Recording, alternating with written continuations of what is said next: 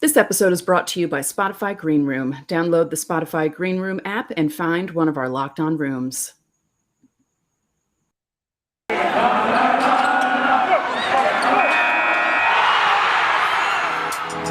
You are Locked On Yankees, your daily New York Yankees podcast. Part of the Locked On Podcast Network, your team every day.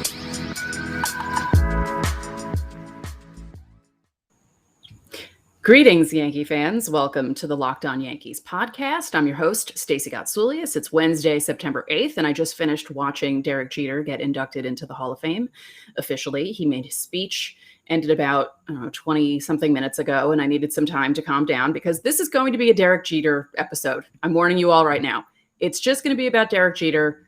We'll talk about the Yankees again tomorrow. Hopefully we'll have something good to talk about tomorrow, but for now, it's all Derek Jeter. Before we get started, you can get Locked On Yankees and all other Locked On podcasts straight to your phone in Apple Podcasts, Google Podcasts, Odyssey, Spotify, Stitcher, anywhere else you get your podcasts. When you get into your car, you can tell your smart device to play podcast Locked On Yankees, and you can subscribe and like on YouTube. So yeah, Derek Jeter. Let's talk about Derek Jeter because it was all about him for Yankee fans today. And we'll talk about the other guys who got into the Hall of Fame. It was a very nice ceremony, and it was needed after not having it last year. Ted Simmons, Marvin Miller, Larry Walker, and Derek Jeter were all enshrined today. And the weather held out. It did start raining a teeny bit during Jeter's speech, but it was a great ceremony. And let me just say, I didn't get to really see Ted Simmons play. He played in the National League, and that was a bit before I got rabidly into baseball. So I knew the name, I knew of him, didn't know that much of him or about him, but his speech was fantastic. Anyone who watched that ceremony, I was looking on Twitter and everyone was joking about how they would want to listen to Ted Simmons speak all the time. Even I said that. He was so eloquent, and the way he spoke, he needs to do voiceovers for something, or he just needs to read everyone else's speech for the rest of our lives because he was just fantastic. And the stuff that he said was great. And he had a really good speech. Donald Fair, big player in the 94 strike, spoke for Marvin Miller, made that speech. Yankee fans up in Cooperstown. Mr. Fair, his speech went a little long, and he even said that, he was going to keep it short, and then he didn't keep it short, and then people started chanting Derek Jeter's name, and that just wasn't... Yankee fans, can we stop, please? Please stop giving other people reasons to hate us. Just stop. Larry Walker's speech, fantastic. Larry Walker is hilarious. If you recall, the day that he was voted into the Hall of Fame, he was wearing a SpongeBob shirt, and to keep with that tradition, on his suit, he had a SpongeBob pin, which I thought was hilarious and perfect for him because he's a funny dude. I really like Larry Walker. He's great. He was talking about being the second Canadian elected into the Hall of Fame. Fergie Jenkins was the first one. And it took 30 years for that to happen. Jenkins was class of 1991. And I know it's not like a lot of Canadians play baseball, but it's kind of hard to believe that it took that long for another Canadian to make it into the Baseball Hall of Fame. And he joked at how when you're Canadian, you're basically born with hockey skates on your feet. I mean, you start playing hockey basically when you start walking.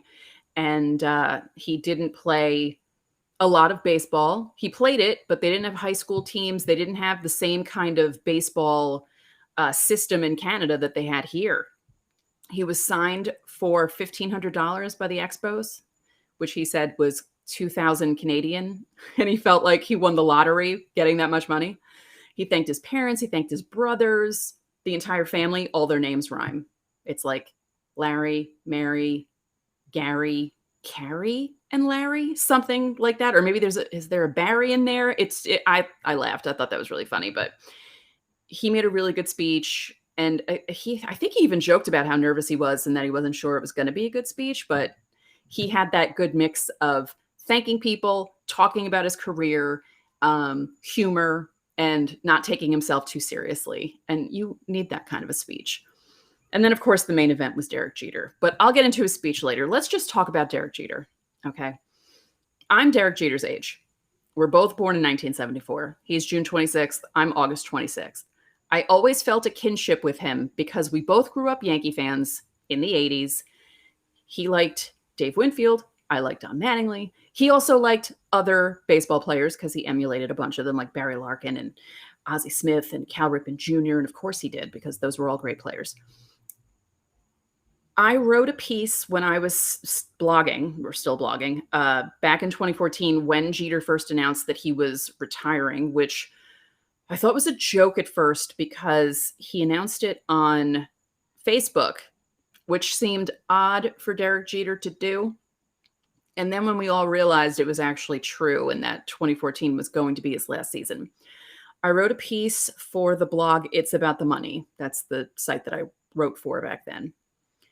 And I basically told the story of being an 80s kid and how Jeter was we had Mattingly and Winfield, but mostly Mattingly for a lot of us.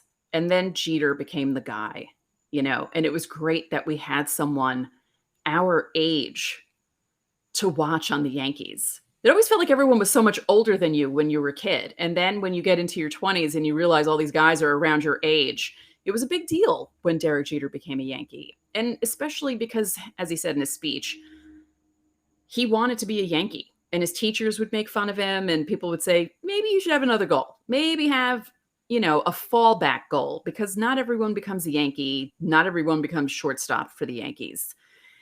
And of course, we all know how the story went and how it kept going. But I just wrote about how Derek Jeter gave us hope. People always talk about the 1980s Yankees. They weren't bad. They had teams that could have gone to the playoffs if the wild card existed. They barely lost the division in 1985. They went up to Toronto. Was that 1985? I believe it was 1985. 3 games back with 3 games to play. They could have tied, but didn't. So it was close. There were other teams that could have done okay. But for us, the last playoff experience that we had was 1981, especially people my age. We were only 7 when that happened. I barely remember it, but I remember listening to them lose on the radio and knowing it wasn't a good thing. So when Jeter comes along and the Yankees are getting better, let's talk about 93. They really improved from 90, 91, 92. 92, they improved a bit too from those previous 2 years, but 93 was when things were starting to roll. 94 could have been a really good year. And Larry Walker alluded to that in his speech too, because he was with Montreal. If you recall, Montreal and the Yankees were the 2 best teams in baseball, or at least, you know what I mean. They probably would have clashed in the World Series if things worked out the way we all thought it would before the strike happened. So yeah, Jeter was our touchstone. He really was. He was the one that made us really get into baseball again, because I'll admit it, there were years there where I paid more attention to basketball because the Knicks were getting better and the Yankees were kind of I would still watch the Yankees and I would still go to baseball games and stuff. But when the other teams in the city were doing better, it was just easier to pay attention to them. And guys like Derek Jeter and Bernie Williams and all those guys helped bring us back to baseball in a way. So this episode is brought to you by Green Room. Green Room is the first social audio platform made for sports fans. The app is free to download, and once you're in, you can talk with me, other fans, athletes, and insiders in real time about your favorite team or sport, baseball or the Yankees. I will try to be hosting rooms for the Yankees. There's a lot of stuff going on with the Yankees. It's not that easy to talk about them right now. But Green Room is the perfect place to start or join conversations about MLB. You'll find fans just like you in Green Room for watch parties, debates, post-game breakdowns, and of course, reacting to big news or rumors. Last night would have been fun on Green Room when Cole was taken out with his injury. Be sure to join me this week. Let's shoot for one during the Mets series, because that'll be something. Go download the Green Room app right now, currently available on all iOS devices. That includes iPads. Be sure to create a profile, link your Twitter, and join the MLB group. That's important. For the latest league updates, follow me at Stacey Gotts to be notified when your room goes live. I know you won't want to miss it, and I'm planning to be live. I'm going to try for Saturday. We'll try Saturday. So I can't wait to hear everyone's thoughts on how the Yankees are doing. Hopefully by Saturday, they will have improved. Green Room, changing the way we talk sports. Now, did you know that 85% of people who play daily fantasy sports lose? Is it really that surprising? The game is rigged against you. You're playing against thousands of other lineups, not to mention experts who have more tools and more time. You don't stand a chance. Introducing Stat Hero. It's the first ever daily fantasy sports book that puts the player in control and winning within reach. Here's how it works. Stat Hero shows you their lineups and dares you to beat them. It's you versus the house in a head-to-head fantasy matchup. You name your stakes, winner take all. You have the advantage. Stat Hero is showing you their lineups ahead of time. No one else does that. This means you're in total control. Stat Hero is DFS the way it was meant to be, one-on-one. Play Stat Hero now and change the odds. Go to stathero.com/lockedon, sign up for free, and right now you can get 3 times back on your first play. They're giving you a 300% match. That's unheard of. Go to stathero.com/lockedon. stathero.com/lockedon. So let's get back to Derek Jeter. So yeah, Derek Jeter, when he first arrived on the scene, 1995, gets his first hit finally it was May, the very end of May in the Kingdome. And little did any of us know that this skinny kid from Kalamazoo, Michigan would end up being a Hall of Famer. Until 1996 happened. There was something special about watching Derek Jeter in 1996. He comes in, he's a rookie. He comes in and plays like he's been playing for 10 years. Was he perfect? No. But he really did play like he had been on the Yankees for years. You never saw him crack under pressure. He played a big part in helping that team get to the World Series and win the World Series. He wins Rookie of the Year, unanimously, if I recall correctly. And I wish I had it with me, but that winter up at school, I lived off campus. It was my super duper senior year. And I had a wall of Derek Jeter stuff. And my parents sent me all of the clippings from the World Series, from him winning Rookie of the Year. And I had an entire, how wide was that wall? 9 feet wide, all Derek Jeter. My guy housemates used to make fun of me, but they knew how much I liked baseball. They left me alone to watch some of the playoff games that fall in 1996. I recall the game against the Orioles, game 5 against the ALCS. It was a Sunday afternoon-ish game. And my guy housemates, most of them weren't Yankee fans, and they wanted to watch football. I didn't have a TV in my room. I went into my housemates' RJ and Jeff's room, and I watched the Yankees beat the Orioles by myself on their floor in front of the TV. This is 1996, so it wasn't that big of a TV, so I was sitting right in front of it. And for them to get past the ALCS, I hadn't really seen that because, as I said, 1981, I was 7, don't really remember that much, but I was 22 in 1996, like Derek Jeter, and it was very exciting.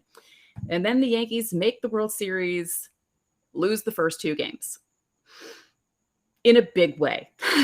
I was supposed to be at game 1. It got rained out. I had to go back up to school, so I missed it. My brother and father ended up going to every single home playoff game that year, and I'm still pissed 25 years later. I'll admit it. I am. I'm jealous that my brother got to see the Yankees win the World Series with my dad. I didn't get that. So, all these years later, I'm still bitter about it, especially because the night the Yankees won the 1996 World Series, I was out in Oswego. It was a Saturday night, October 26th, 1996. It was the night that the clocks were going back. We were falling back. And we fell back at the exact hour that Oswego bars were supposed to close. So everyone stayed open that extra. It was a messy night. No one was functioning in Oswego that Sunday. No one. We were all just lazy lumps because we were so excited about the Yankees winning the World Series and having that extra hour to drink. You remember what it was like in your 20s? Yeah. So they win the World Series, and I just couldn't believe it. But I was so happy. And I say this to all my friends who root for teams that haven't been in the World Series for a long time. I want them to experience that. Now, sure, the Yankees' drought wasn't as long as other teams' droughts have been. Some teams have never won the World Series, so their fans have never been through it. But I was talking to some of my fellow Locked On hosts, Ethan from the Pirates show, AJ from the Jays show, because, the Blue Jays haven't won in 30 years. And with the way they're playing right now, they could storm through the playoffs and win this year. I want everyone to experience that because it's fun when your team doesn't win for a while and they win that first one, especially when you can remember everything, when you're old enough to experience it. There's a big difference between, 77 and 78. I was 3-4. I barely remember anything about those World Series. And the only thing I remember, like I said, about 81 was listening to them lose on the radio and crying myself to sleep on my Sony Dream machine that I had in my room. So seeing them win in 96 and seeing Jeter, the guy who was your age, be a big part of it was awesome. And then the rest of his career. Pretty much, 99, he could have won the MVP. There were a lot of other guys that, but he was amazing in 1999. 2006, he should have won the MVP. Sorry, Justin Morneau, but no. Justin Morneau wasn't even the MVP of his own team. Let's not get started on that. But we all grew up with Derek Jeter. Everyone who was his age grew up with him. We went through our 20s, 30s, and then the year we were turning 40, he decides, I'm going to retire. And that made all of us 1974 babies feel really old. We were already feeling old because 40 was creeping up upon us. And then that day in February, Derek Jeter announces that he's retiring. And we all just felt as old as dirt. At least I did. And then that was the day I wrote that piece about what it was like growing up with Derek Jeter and experiencing everything that he experienced in his career along with him at the same age.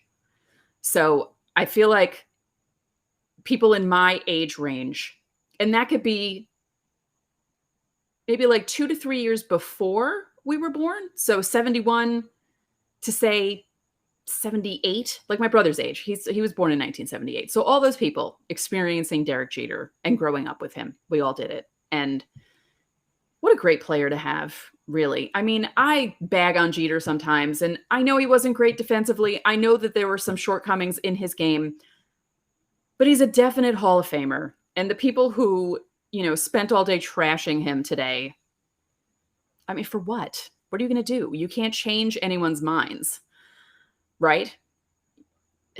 Anyway, Derek Jeter was great. He was a great Yankee. He was a great baseball player, obviously, if you look at his numbers. Sure, there are players who had higher WAR than him and their defense was better, but you can't deny that Derek Jeter was a good player, because if you do, you're just silly. And why are you watching baseball? Like, honestly.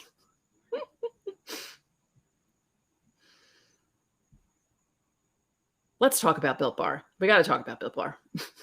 Did you know that Built Bar has so many delicious flavors that there's something for everyone? And when you talk to a Built Bar fan, like myself, we're passionate about our favorites. And if you don't know the flavors, here you go. Coconut, cherry barcia, raspberry, mint brownie, double chocolate, salted caramel, strawberry, orange, cookies and cream, German chocolate. My favorite is mint brownie. I tell you this all the time. It is fantastic. I know some people don't like mint and chocolate together. What is wrong with you? Just kidding. If you haven't tried all the flavors, get a mixed box. You'll get 2 of each flavor. Try them out. Have your family try them out. Then figure out what you all like and keep ordering them. They're high in protein, low in calories, low in sugar. They're good for you. They taste good. They're healthy. Go to Built.com, use the promo code LOCKED15, and you'll get 15% off your order. Again, besides mint brownie, I love double chocolate, salted caramel, and German chocolate. I'm a big chocolate person, apparently. Who knew? Anyway, again, use the promo code LOCKED15, and you'll get 15% off at Built.com. Does this sound familiar?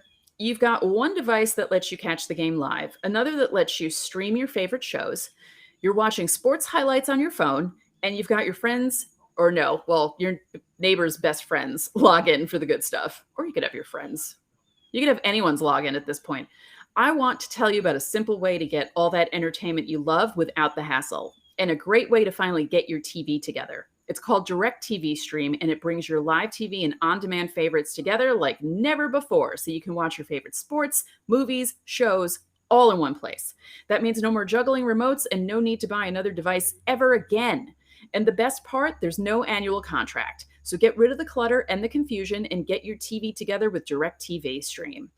You can learn more at directv.com. That's directv.com. Compatible device required, and content varies by package. So do that. Get your stuff together. It's just easier to not have to have so many different remotes. Let's talk about Jeter speech, because my man delivered. He really did. And he said afterward that he looked just above his family because he knew he would cry if he looked directly at them. That's a smart thing to do, Mr. Jeter, because I'm the type of person who would have been crying. I was crying. Can I admit that? I was teary-eyed a bit during that speech because it's Derek Jeter. Come on. He made a zinger thanking all the writers who voted for him, and then pointed out the one that didn't vote for him. And I thought that was funny. I wish we could find out who it was, but I know that guy will probably get death threats, even though it's how many months or years later now, because it's almost 2 years since the votes went in. That was funny. But I have to say, I was impressed with Derek Jeter's speech. I know that he was joking about how he hadn't written it yet. And I think he said he started really writing it within the last week or so. And, he thanked all the important people, his family, everyone who got him into baseball. Not everyone he played with, but he named some people and then said that he would reach out privately to people that he couldn't include because, it's a 15-minute speech, or it's supposed to be a 15-minute speech. If he had to go through everyone, think about all the people who Derek Jeter played with, even though he only played on the Yankees. Think about, in that 20-year career, how many people he played with, especially in 2014. My brother and I were going through the rosters for 2013 and 2014 and naming all the guys that the Yankees had, like Brian Roberts and Kevin Youkilis and Brennan Bosch and Lyle Overbay and Travis Hafner, all these guys that you forget were on the Yankees.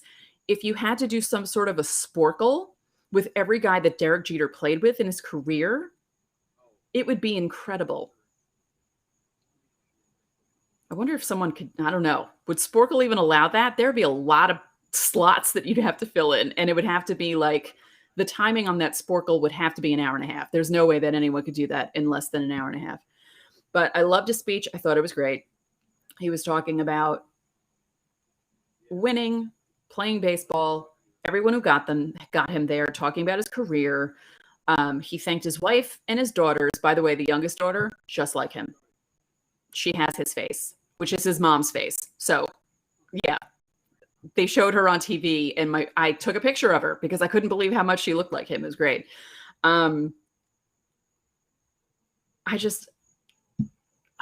I said, that first year that he played, you knew he was someone special, that it wasn't a fluke, and he just kept going. And as I said, was he the best player ever? No. No, he wasn't. Were there other players from his era that were better? Yes, there were. Would he have had the kind of career that he had if he wasn't on the Yankees? Probably not. But I feel like him being on the Yankees is what made him so great and made him want to work harder to be a better player, because he thrived on that pressure of being a Yankee. And he talked about what it was like playing for Steinbrenner. He joked about how Steinbrenner would sometimes publicly humiliate you. Like the year that he called Jeter out for partying too much. But then they made that funny Visa commercial and everything was okay. But I remember people being mad at Steinbrenner for calling Jeter out about that, because it was like, Jeter's one of your best players. What's the matter with you? Call out someone else. But it seemed to work. He got his act together, sort of. But yeah, it was a good speech. Derek Jeter is a really good public speaker. He always jokes that he's not. And, when he was playing, he wasn't the type of guy that you would seek out for a soundbite, because frankly, Derek Jeter, when he was playing, was boring. he got a little snappy toward the end of his career and would be a little more sarcastic. But in the beginning, he was very like, he had to be the good guy and not say anything too controversial and, full of cliches and all that stuff. And then he kind of loosened up toward the end of his career. I thought his speech was great. I really do. He did a really good job. I wouldn't be able to write a speech, and I've written about baseball. I've had stuff published in books and magazines, and if you asked me to write a speech, I wouldn't be able to do it. I would panic and maybe ask someone else to help me do it. I don't think I could do it. So I was impressed with him. I was impressed with Larry Walker. I was impressed with Ted Simmons. All their speeches were great. Really, really great. And it was a lovely ceremony. I'm so glad it happened. I'm glad that people were actually able to be there. It didn't have to be a virtual ceremony. And it was good to see all the other Hall of Famers there. The one depressing note is that the Hall of Fame they've lost 10 Hall of Famers in the last just over a year. They had an in memoriam video showing all the guys that passed away. And you almost forgot that all those guys passed away. While it was happening, you were thinking, wow, I can't believe all these guys, Whitey Ford, Joe Morgan, Phil Niekro, Don Sutton, who am I forgetting? Tom Seaver, Hank Aaron, Lou Brock. I'm missing because it was 10. Ugh, forgive me. But just the amount of talent that passed away in the last year. And even Jeter brought that up in his speech, that he was bummed that all those guys passed away. So he couldn't thank them for helping him in his career. He mentioned that on the dais at the New York Sports Writers Awards, when he won Rookie of the Year, he was sitting next to Rachel Robinson. He says, I don't remember any details about the conversation. I just know that it was one of the best nights of my life because I got to sit next to Mrs. Rachel Robinson. And then he said that the year 1999, when the All-Star game was in Fenway and the players all surrounded Ted Williams. Remember that? Did anyone not cry during that moment? Because that was an amazing moment. He was tapped on the shoulder and Hank Aaron said, oh, God, I've been wanting to meet you. And Derek Jeter said, I've been wanting to meet you. Could you imagine? And one more note about Jeter. He grew up a Yankee fan. He grew up pretending to be Dave Winfield sometimes. My brother did that too. My brother loved Dave Winfield. And now he's in the Hall of Fame with Dave Winfield. And he's in the Hall of Fame with Cal Ripken Jr. And he's in the Hall of Fame with Barry Larkin. And he's in the Hall of Fame with Ozzie Smith. It's unbelievable. It's just fantastic. That's all I have to say about that. Just congrats to Derek Jeter. I can't wait to go up, and no, I've never been there. I know. I got to get up there. I got to see Moose, got to see Mo, got to see Jeet, got to see all the other Hall of Famers that are up there. And, I know it'll be a good trip, but yes, no, I've never been to Cooperstown. I know that's bad. Let's quickly preview tonight's game. If you're listening to this before the game, last night was terrible in every way. And thank goodness Cole's injury was not arm related. Phil Hughes thought it could have been a blister just by the way that Cole was looking at his hand, and then turned into a hamstring. But he wasn't limping when he was going off the field. So that's why I was confused about that. But anyway, tonight's game is Alek Manoah against Luis Gil. Luis Gil is finally up. So that should be something. Let's hope the Yankees, they watched Derek Jeter's Hall of Fame speech. They had it up on the big board at Yankee Stadium. Let's hope they took something away from that speech, and maybe we'll be fired up enough to score more than one run, maybe get an extra base hit for the first time since Sunday. That'd be great. So that's it for this episode of Locked On Yankees, which is part of the Locked On Podcast Network, your team every day. I'd like to remind you that you can subscribe to the show in Apple Podcasts, Google Podcasts, Odyssey, Spotify, Stitcher, or anywhere else you get your podcasts. When you get into your car, you can tell your smart device to play podcast Locked On Bets. Betting on the Yankees doesn't have to be a guessing game if you listen to the new Locked On Bets podcast hosted by your boy Q and handicapping expert Lee Sterling. Get daily picks, blowout specials, wrong team favorite picks, and Lee Sterling's lock of the day. Follow the Locked On Bets podcast brought to you by betonline.ag wherever you get podcasts. If you could be so kind, please rate this podcast and spread the word about this podcast to your fellow Yankee fans. We would really appreciate it. And subscribe on YouTube, like, comment, do all that good stuff. So enjoy your Wednesday, and I will talk to you all tomorrow.